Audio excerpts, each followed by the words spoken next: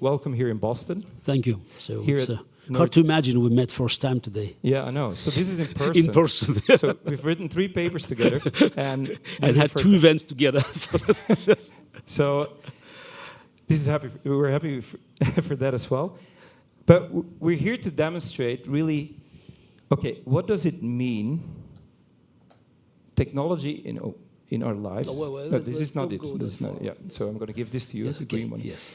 So Garry, since we've worked together on a few papers, things have changed a lot as well. Huh? We met during COVID, like you said. Now we're more or less out of COVID, more or less. The world has changed again very quickly. Nationalism has risen politically, on stability, but at the same time, AI, the overhyped that we also talked about, things have changed. So I just referred to our triple AI and now I refer to Kasparov's law.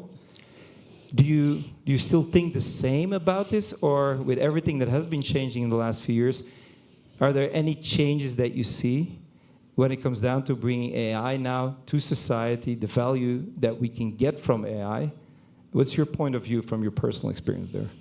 Thank you very much, David. I like very much the atmosphere here. Nada's presentation, your presentation, brings us back to Earth. Because I grew up in the Soviet Union, and behind Iron Curtain, outside. And we believe that the biggest challenge that we faced in the Soviet Union was the lack of information, so the no access to information. And so if we had a chance to get our hands on information, things would be solved. It's quite ironic. Today, we live in a world where everything is just one slip of a finger away. But the amount of, whether you call it disinformation or misinformation, is mind-boggling. All of a sudden, people that have access to all information just have been ever created in this planet. So they believe in myth. They believe in most amazing things that just cannot really materialize, whether it's politics, whether it's technology. And I think, again, since we probably shouldn't leave politics for the Q&A, so we can talk about mythology in AI, because I think that's one of the biggest challenges. Yes, and let's start with mythology busting. So, because it's what I found out that when people talk about AI, it's always it's kind of a religious fervor. Oh, we have to embrace it because it will give us keys to heaven. Oh no, don't touch it because it will open gates of hell. I mean, let's talk about technology created by humans on Earth. So no heaven, no hell. Let's talk about this is what's happening here. And also, I think it's the way AI is being treated is it's a solution. That's for everything. So that's why again when people talk about ethical AI, it's somehow we want to shift our responsibilities to the machine. I mean, machine knows the bottom line, and it's just it's AI is like it's amplified like a mirror. You can look at the mirror, you don't like your body, you have 2 choices. Either you work out or you try to distort the mirror. It seems to me that the easy choice is, let's do something there. No. It's, if we have ills of our society, we have to work on them. And if something happened in the past, let's recognize that, not trying just to put it under the rug. So, also, again, I believe that I have certain credentials to talk about AI because I was the first knowledge worker who had his job threatened by a machine. So back in 1997, so when I played a rematch, by the way, it was a rematch because the first one I won in 1996. Yes, I thought it was a curse. Yeah, I lost the match, terrible, so that's the end of the world. So, but after, this ruminating and licking my wounds, I realized maybe there was something good can come out of that. And next year I came up with the idea of advanced chess, human plus machine, facing other humans plus machine. And that's how we end up with, now it's being called Kasparov law. We found out that a weaker player with an ordinary machine can be the stronger player with a faster machine if he or she knows how to get the best synergy. More advanced human player, faster machine are not as important as the process, which is, again, it's just all of a sudden had been proven beyond the chessboard. But in chess, we actually found it out in the beginning of 21st century. And I have to say that, chess has been treated in our part of the world, when I say it's in the western part of the world, because there are many other games of chess exist in Asia, in shogi, in Japanese chess, in Thai chess, and Chinese chess. So, but it's because chess has been seen as the as the key to the secrets of human intelligence. Back to Alfred Binet, the father of IQ tests, back in its late 19th century, who was fascinated by seeing chess players playing blind, and he believed that if he could actually get into the minds of the chess players, that will be open the Aladdin cave. So this is, was all the secrets of human intelligence. So, flattering, not true. So it's this, the aptitude for playing chess is nothing else than aptitude for playing chess, trust me. But somehow, this belief has been transcended to the founding fathers of computer science. Alan Turing, Claude Shannon, Norbert Wiener, they all believe that the moment when machine could actually catch up and beat top human players, that will begin. That will be a turning point. And because they had no access to this, the meager, imagine their computers. Actually, when Alan Turing wrote the first chess program back in 1952, there was no computer. The only game that his paper machine played was, just as where he acted like human CPU, recording the moves. So, and they thought the only way is to follow this or the process of human cognition. So just somehow to replicate it. I hate criticizing founding fathers; they were wrong, because what we actually found out, and that's very important. This is something we know for sure. The machines can be superior to humans in any game, not because they are perfect. I mean, you cannot calculate the game of chess to the very end, because according to Claude Shannon, the number of legal moves has 46 zeros, which is, let's say, it's probably enough for any computer till the end of time in the known universe. But it doesn't have to. It doesn't have to be intelligent. It doesn't have to calculate. It has to make fewer mistakes. That's it. Fewer mistakes.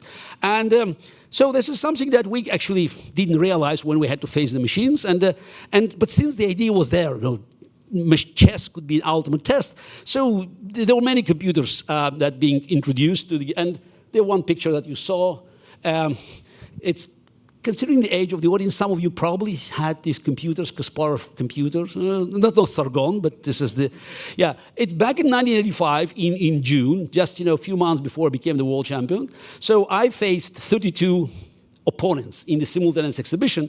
The uniqueness of the event was that it was Hamburg, Germany, that I played 32 computers. Of course, the moves have been executed by humans, but there were 32 machines. The 4 leading manufacturers, including Kasparov computers, they all had 8 models, and I played 32. So I won all the games. Now, what's worth mentioning is that it was not a surprise. The surprise would be if I drew or, God forbid, lost one game. So, when I look at this picture, it reminds me of the golden age of human and machines relations, because machines were weak, but my hair was strong. So that was back in 1985. So 12 years later, I already faced one machine. That's the blue. And it's a second match. As I reminded you just minutes ago, so I won the first one in 1996 Philadelphia. IBM wanted to play the rematch. We played the rematch in New York, and I lost the match. So that's it's being now promoted everywhere as the dawn of AI. I can tell you that Deep Blue was not intelligent at all. It was as intelligent as your alarm clock. A very expensive one, $10 million a piece, but it was not intelligent. It didn't have to be intelligent. By the way, the quality of the moves in this match that have been celebrated back in 1997, phenomenal. Kasparov made a great move. Deep Blue made it. Check with your, you will use your phone now. This chess engine here is better than Deep Blue. So just to understand, so things have changed. And of course, when you put it on a laptop now, on the chess engine that you can buy for $100, it will tell you that Kasparov and Deep Blue played like Patzers. So it's amazing. Every new generation of machines actually discover something. When you write chess books, you know that in 5 years you have to check again. And sometimes, everything that you wrote there, brilliant moves. So so probably shows it's another proof of theory of relativity. Yeah.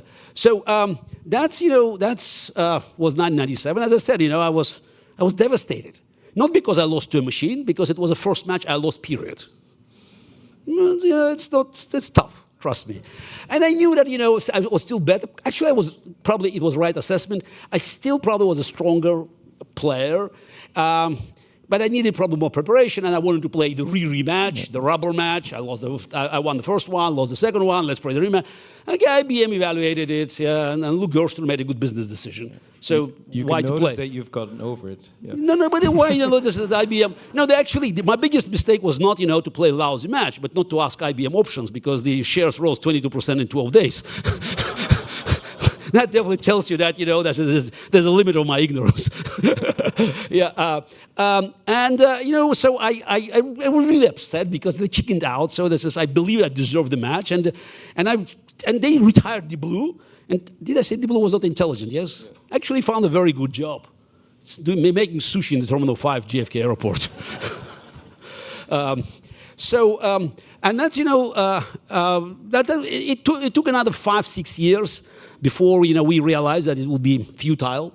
I played 2 more matches against computers, against German and Israeli programs back in 2003. Both matches ended as a draw, ties. But I knew the end was near. And by 2005, 2006, it was over.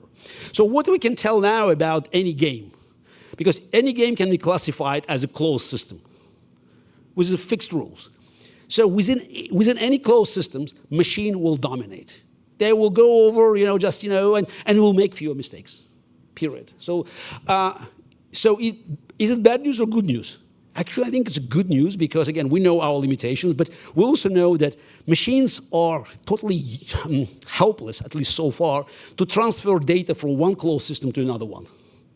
So, for instance, if you train a machine to play one of the maps on StarCraft, on one of the video games, and then you want the knowledge accumulated there to bring it to another map with similar characters, you have to start from scratch. So somehow, only humans can make this connection. So what we learned, and that's going back to Kasparov law, is that the key is for us to actually to understand our limitations, but also how we could be indispensable. Because at the end of the day, if you look at the decision-making process, 100%, which is not achievable in the universe, so you have to get as close as possible. And the key is to understand that machines probably better of us in 95% of the cases. So this is a big challenge for top experts like myself or just top radiologists to recognize that we belong to the last few decimal places.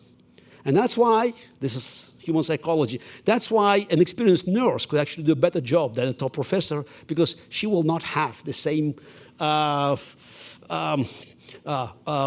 hurt pride. And we'll recognize that all we have to do is just do a little tweak here and there. So that's how we can reach the highest return. At the end of the day, it's about synergy. It's about having the highest return. And as long as we understand, so we don't have to challenge machine superiority in 95% of the cases or so. So we are doing fine. So thank you for giving that insight from where you're getting this. I love the pictures. Now, very quickly, when you say, this is yours. I've opened it for you. You sure? Yeah, I'm sure. There's nothing been done with it. It's not a guess. I mean, there's not a strategy here. Yeah, so no. I use this one. No, it's not about, I worry not about strategy. So this is the No. I just opened it. I remember just a few days. A week ago, I was in Oslo at the Freedom Forum, and I was sitting next to Bill Browder. So it's a big banquet, and this is many glasses, red wine, white wine, and the water. And I just wasn't sure. I said, Bill, is it your glass or mine? He said, doesn't matter. Both will be poisoned. Yes, no, I'm okay, sure, because it could be. I'm not drinking it, so yes. I'm not sure not drinking is a good recommendation. So, no. So you refer to the closed systems, yes.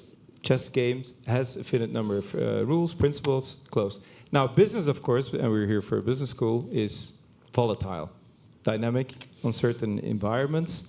Those are more open systems. So we're bringing in AI into an open system, and I just mentioned risk management as well. So just asking you, so how much risk are you willing to take to bring AI in business and let AI dominate? Or how should AI be brought in business? What's your opinion there? It's again about human psychology, because at the end of the day, it's decision to be made by you, by anybody who is now in charge of the process, and there is no universal recipe. So many years ago, 15 years ago, I worked with Magnus Carlsen, who was just the rising star.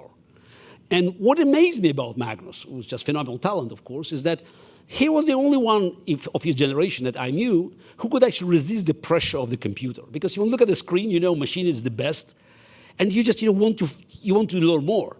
So Magnus always looked at machine as the way to prove that his decision was right.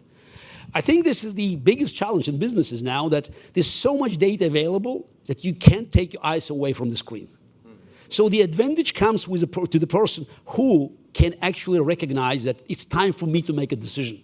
Where is enough to collect data? I don't know. Nobody knows. It's your guts. It's your intuition. And that's what makes, the difference between a good decision maker and a great one. Because again, it's natural instinct. You think, oh, I can find an answer. Just one more piece of data. But again, you have to stop. And you have to recognize this is the time to actually bring my human qualities into play. Yeah. I love that answer, because it relates to the authentic intelligence that we talked about, but also for our education. This is why it's so important that we bring our students' unique qualities and develop them even further. Yes, they can generate an essay with Gen AI, but what are they going to do with it? How are they going to develop themselves? So I think that speaks to that. So I'm going to ask you one more thing, and then more question, and then we open it up, because I'm pretty sure there's a lot of people. So you've put your experience there in how to deal with AI. You have your opinions about it. So how do you see, where does it go from here? Because I know you've been experimenting a little bit as well with ChatGPT, everything around. So how do you see it evolve? What's going to happen for society, maybe politically, but also for business? Yeah, again, we had a couple of years ago, it was total hysteria. That's the end of the world. And now you can see it reach plateau. By the way, the behavior of AI doesn't differentiate much from other technologies. Yes, it's a big expectation, and then it reaches plateau. Then it just is, because it's psychologically it's difficult, because it's about our cognitive qualities. But machines made us strong in the past, made us faster in the past. I believe intelligent machines should make us smarter. So again, it's just as long as we just take it, as a tool that is very helpful.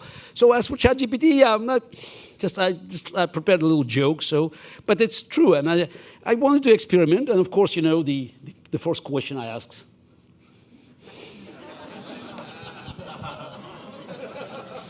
And you see, this is, but this is ambiguous. This is, and you can guess, I was not happy. You read it? And of course, I asked a straightforward question. Why? Don't give me this nonsense. So it says, now it tells you that you can tweak the answer by tweaking the question. That's it. So, but what is most amazing is before ChatGPT, just many years ago, when I started doing my lectures, so I came up with a great quote from not a scientist, but a great artist, Pablo Picasso, and he was right. Believe it or not, he said it. This is God knows how many decades ago. It's all because the question is a beginning, and as a great artist, he knew it. So it's asking the right questions. So this is where we belong, asking the right questions. And that's what makes a difference. Great. I love it. So now it's official. You are the greatest chess player. So we know. ChatGPT said it. So, okay, I want to open the forum to all of you. So let the questions come in. Who has a question for Garry? Don't be shy. Rather. Yeah, how do you use your expertise in chess? How do you use your expertise in chess in life? That's an intuitive question. Yeah, exactly, yes. Look, I'm a normal human being who used to make mistakes. Probably the number of wrong decisions I made in my life, is it's quite average. So I'm Probably, there's someone who married 3 times. Probably just cannot, boast the record in making, the right choice first time. Though I'm very happy now with this nearly 20 years of my marriage, and we are doing great together. I think it's very important, that's what I learned from my chess career, my expertise. And the book I wrote back in 2006, 2007, How Life Imitated Chess, is that you have to know who you are. Again, it's knowing what you know and knowing what you don't know, and where the border is. And it's about recognizing what are the situations, what is the environment that can benefit you most. By the way, also what I learned is that it doesn't matter whether you are more aggressive and dynamic or more, reserved and conservative in your innate build-up. You can have a tennis player, with a powerful serve, rushing to the net, or someone playing from the back line. Both could be number 1. It's not, it's not about your style, it's not about your character, it's about your ability to create conditions where your strengths will be an important factor and your weaknesses will be less important. So somehow you can undermine them. And that's it. So that's why, again, I'm trying to make sure that my performance is also, is always, always benefits from my ability to create conditions where my strengths is dominant, and which means that probably I have to limit certain areas of my engagements. Again, I made tons of mistakes in my life, but now I'm quite pleased where I am, because I know exactly what I'm doing, and so where I could extend my my credibility, or where I just should wrap it off. Okay, thank you. Any other questions? Oh, we've got a few people there. At the back. Okay. So right now the best chess program is Stockfish 16, and I'm kind of curious if you and Stockfish 16 were collaborating, how many times do you think you would beat an opponent of just Stockfish 16? So, you make this Kasparov's law saying humans and machines together are better than a machine alone. Do you think that, in practice, that holds up against, the best current computer? You said Stockfish 16? Yeah. Well, I don't. I'm no longer active professional player, so that's why, again, this is I'm not sure even I can tell the difference between Stockfish 14, 15, or 16. So I'm probably, I call myself the strongest amateur on the planet, because I don't play professional. Just once a year I just go to St. Louis, Missouri, just to meet the top players. So they allow me, just with respect to my age, so just to take the chance. It's I enjoy it. So but my latest experience, it's the last actual experience, was with AlphaZero. That for me was actually the most it's innovative thing, because AlphaZero, which always being confused with AlphaGo. This is people just, but it's again, it's a long story. But basically, the team, the DeepMind team, led by Demis Hassabis, they created a concept where machines could start learning, whether it's Go, chess, StarCraft, or anything else, from the scratch, without any liability of previous human knowledge. So start from the scratch. So I think this is where we can learn, because I think that's the while it's of course AlphaZero is phenomenal strengths, and again, this is the gap between strongest chess computers now and Magnus Carlsen is probably, I don't know, similar to the gap between Ferrari and Usain Bolt. So the first 50 meters they can run just next to each other. Then you know what happens. So it's I actually, again, many people thought it would be the end. Would be the end of chess. Actually, I saw it's the other way around. I think it's opened tremendous opportunities for us to learn. Because so many things that just, that we believe were just, like carved in stone, not so sure. So again, it opens new horizons. You can go deeper and deeper. But also, I think this is what machines brought to the game of chess. While, of course, it changed the nature of the game, the way players prepare. If you follow the game of chess, I don't how good you are? What's your rating? 33. What is your rating?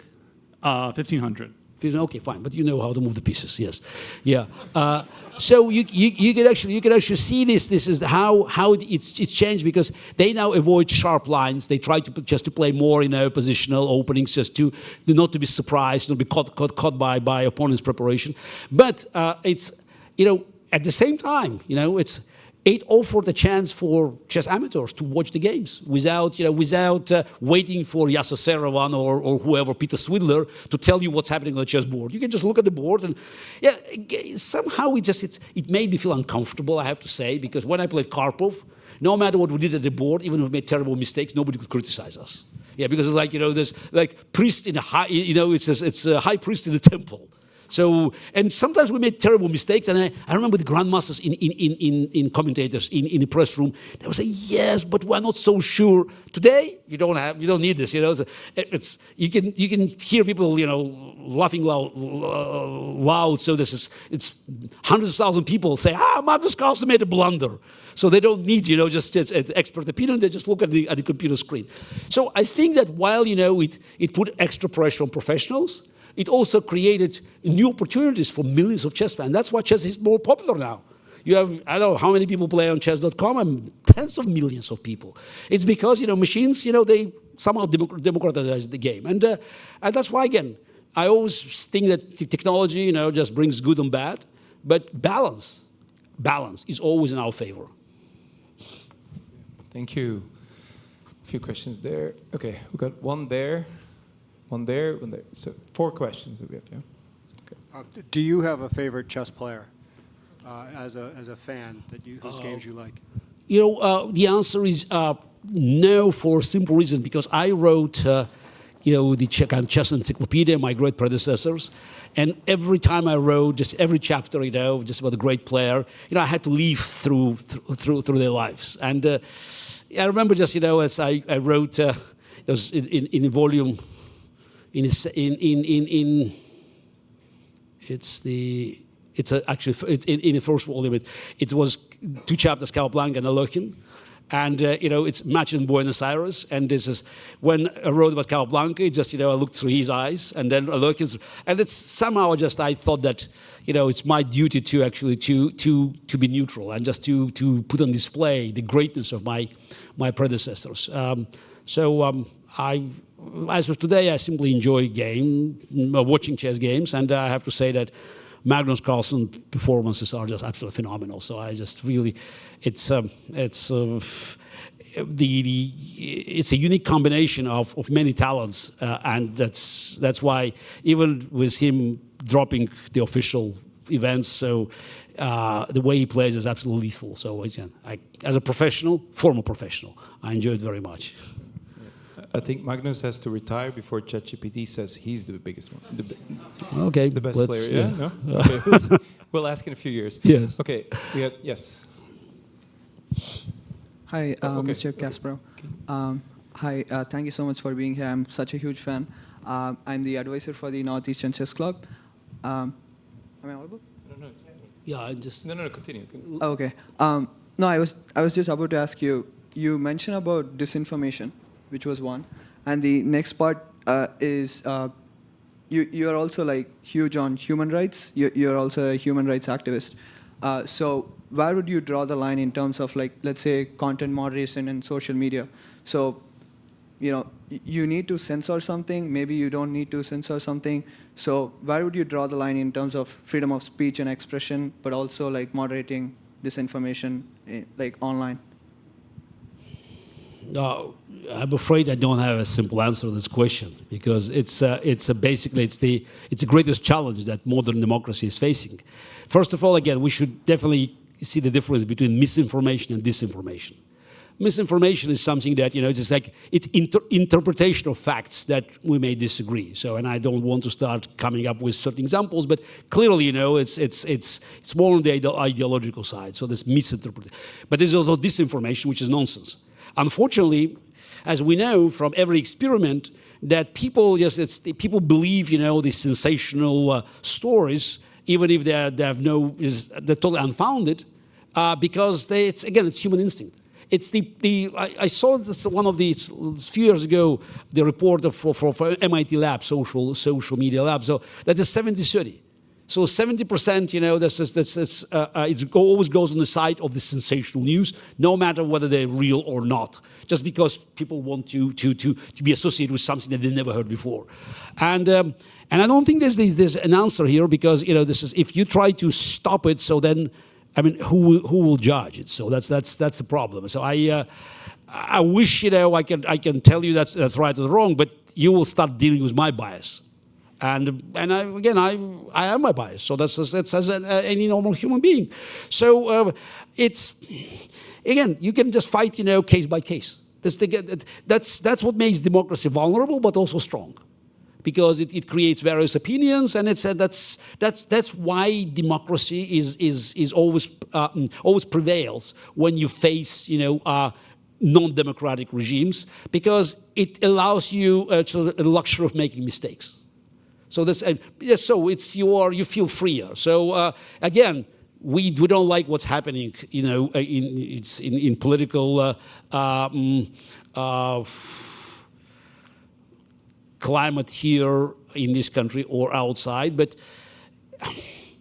I don't think I'm not sure that the crisis of American political system, is related only to the fact to social media. I mean, the fact is that most likely in November, I'm not an American citizen, so that's why probably I feel good about it. You will have to choose between two individuals that definitely don't belong there for various reasons, for totally different reasons. Tells you something about if two major political parties come up with the same individuals that are just, when you ask Europeans, they say, really? It sounds like a bad joke. But it tells you that something is wrong, and maybe two-party system should be changed. I'm not here to give you any lecture on the political system, but something is wrong, and it's not just social media. So this is, especially considering the fact that these two individuals are very old. So, and their age, could be compared to their negative ratings. Yeah. Okay. So, I think before we move further on that one, that's okay. We got a question there. Question here. Yeah. Played in 1997 in Istanbul, actually, and I want to ask you. We played in 1997 in Istanbul after your match in the simultaneous chess show. And that role helped me to get into MIT. I want to thank you for the game. And I want to ask you how you see chess affects educational outcomes, education, in that lines. Thank you very much.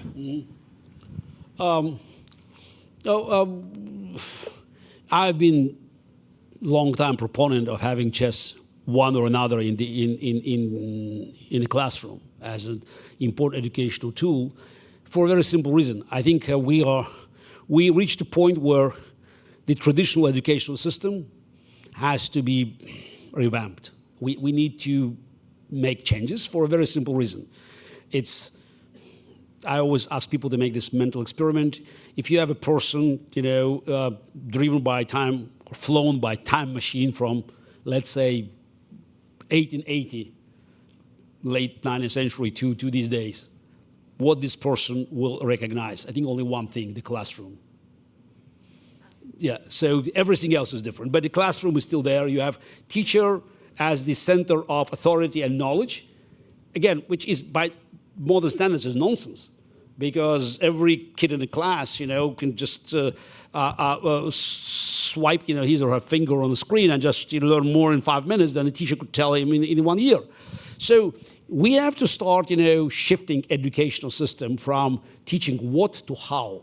which means, building bridges, recognizing patterns, and that's where chess can help. Again, this is totally changing our attitude towards educational process.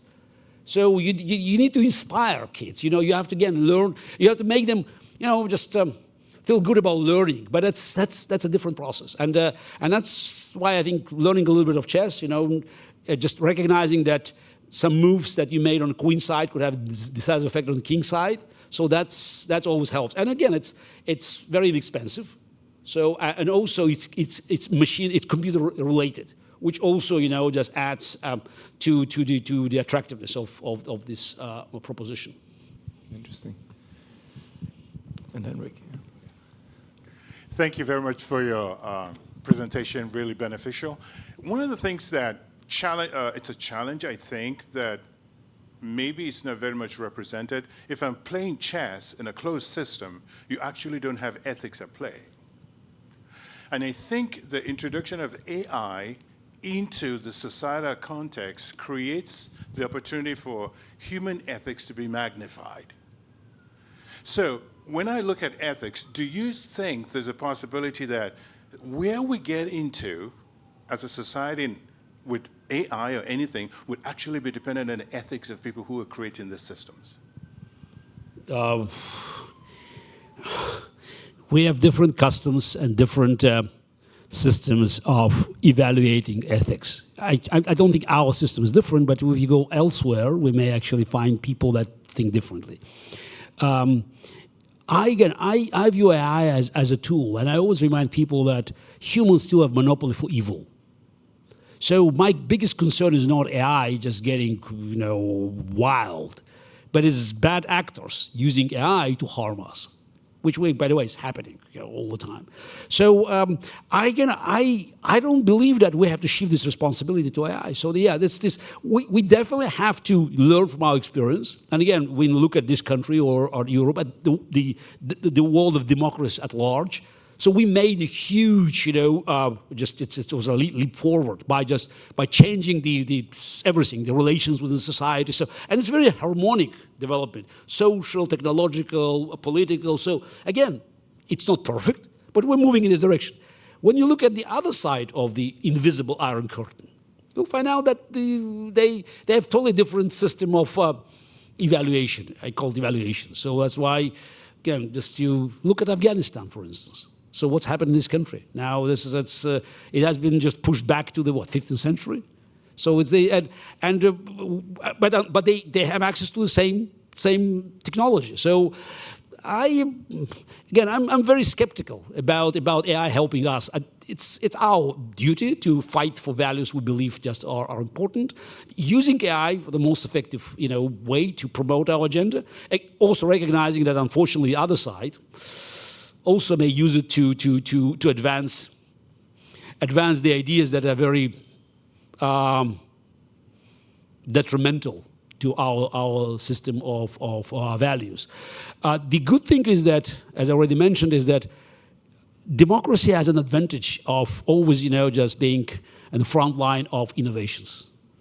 And it's for those who are panicking about China overtaking us. I was just going back to COVID. So China brought us virus. America brought us a vaccine. So that's all we have to know about the advantage of the free world for a simple reason. Because, again, we can experiment. We can make mistakes. And even if the other side had 6 months head start, they couldn't come up with a decent vaccine for a simple reason. I think they always wanted to minimize the risk. So we accept 999 failures before we find one Moderna or Google.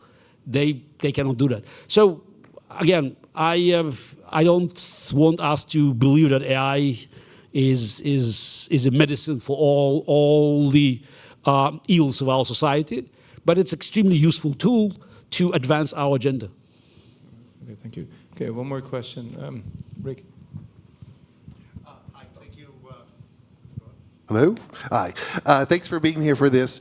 I want to take you back in time. If at the time you were learning how to play chess, and if at that time you had access to all things AI, machine learning, technology, would you have used it?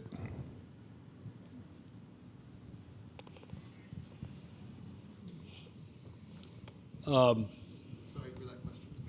Actually, thank you very much. So just yeah, I'm just at age where just thinking about days where I was 6 or 7, make me feel happy. Yeah.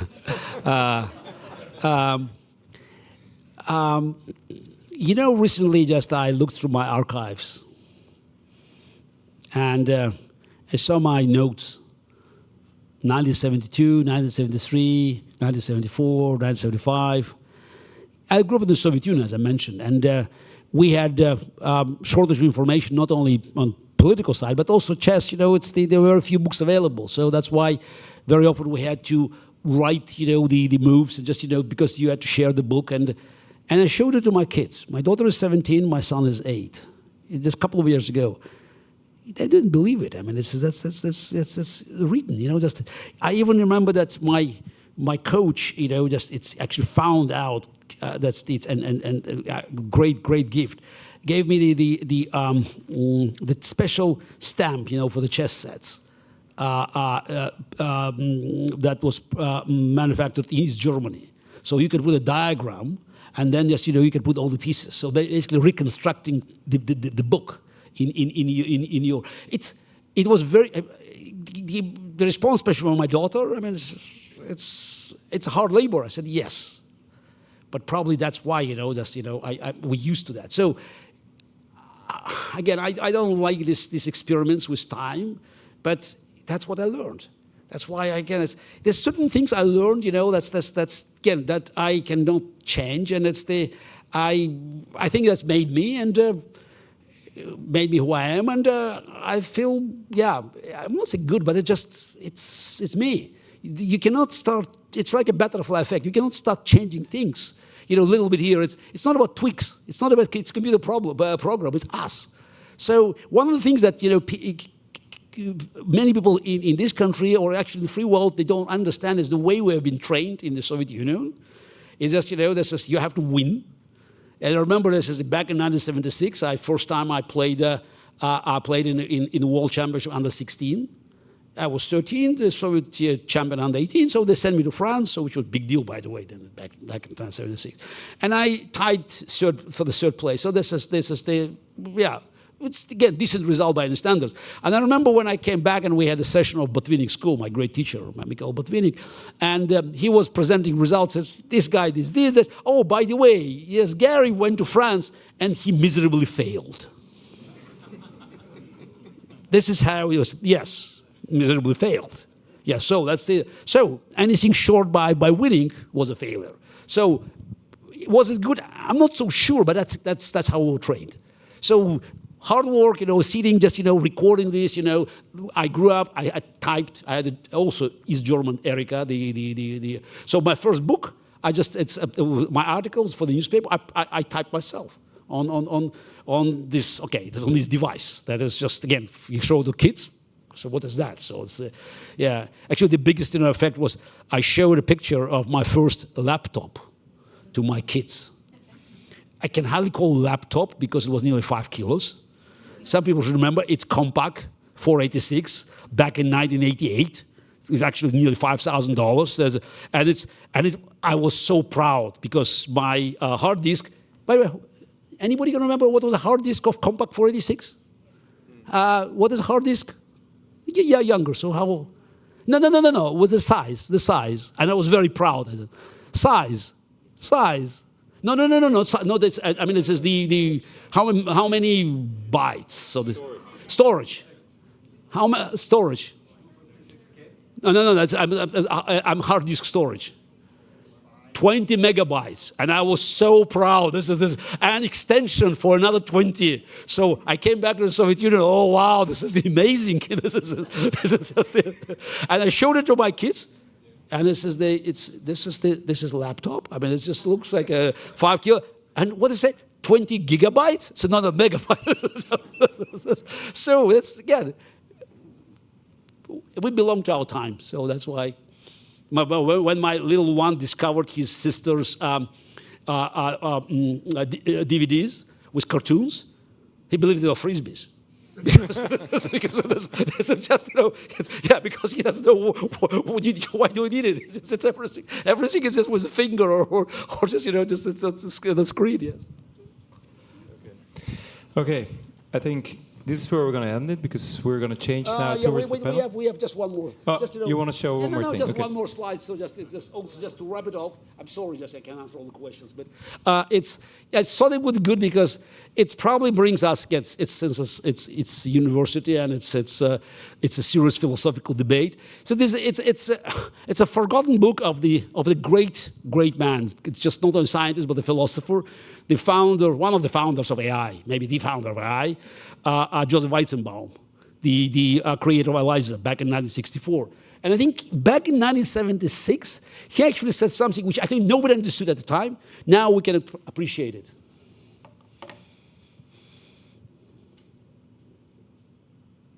It's human judgment. You ask machine why certain decisions being made, you go deep, deep, deep down because I was told so. You ask the human, you go deep, deep, deep down because I want it. So it's human judgment that makes all the difference. And you can also see, because that's what makes us human, and that's what I said. Leaders, at the end, you're responsible because you can make that judgment. Because I assume leadership is still human, not like the New York Times was suggesting a few weeks ago. It's over. No, it's not. Yeah. Okay, thank you so much, Garry. Thank you. Thank you so much. The book is not out yet, but here's the first copy already that I want to give to you. Okay?